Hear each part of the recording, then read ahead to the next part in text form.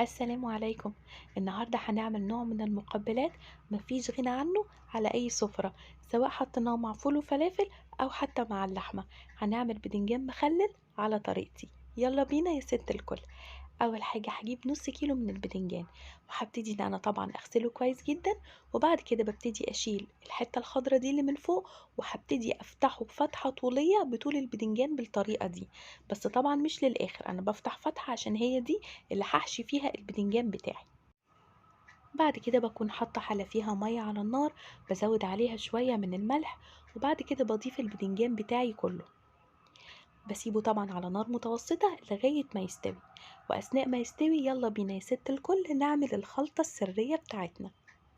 أول حاجة هجيب كمية كبيرة من التوم، يعني تقريبا راس كاملة من التوم. وهبتدي طبعا إن أنا أقشرهم وأحطهم في الهون بتاعي أو في الكبة بتاعتي على حسب ما انتوا حابين. بعد كده وأنا بدقهم هدقهم مع شوية من الملح، تقريبا معلقة صغيرة من الملح. كمان هحط عليهم نص معلقة صغيرة من الشطة، ودي ضروري جدا، لان البدنجان لو ما كانش فيه شطة بيبقى طعمه مش حلو كده، ومش ما فيهوش الجمال بتاع البدنجان اللي احنا بناكله. هدوق الكلام برضو ده كله كويس مع بعضه كده وهرسه. بعد كده هبتدي احط معلقتين كبار من الخل الابيض.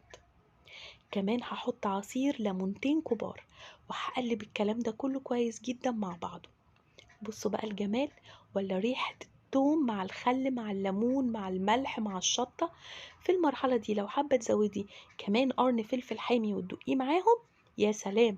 لكن لو مش موجود مفيش مشكلة. بعد كده بجيب حزمة من البقدونس وبقطعها صغير، وبحطها برضو في الخلطة بتاعتي، بتديني طعم ولون حلو قوي للخلطة بتاعتي. يلا بينا نروح على البوتاجاز نشوف اخبار البدنجان ايه.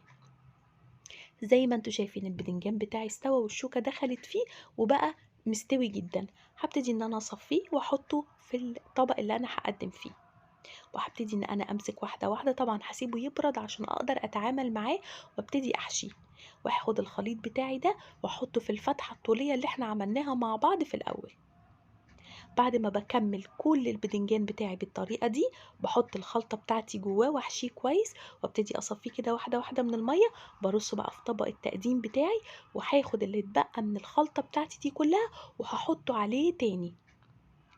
بعد كده هرش عليه معلقتين كبار كده من الزيت عشان يحتفظ بلونه. ودلوقتي هدخله التلاجة وما يتاكلش قبل ساعة ونص ساعتين، عشان تكون النكهات دي كلها دخلت جوه البدنجان بتاعي واديته الطعم الحلو اللي احنا بناكله. بصوا بقى الجمال، عايزة اقول لكم طعمه روعة. جربي الوصفة واوعي تنسي اللايك والشير. يلا باي باي.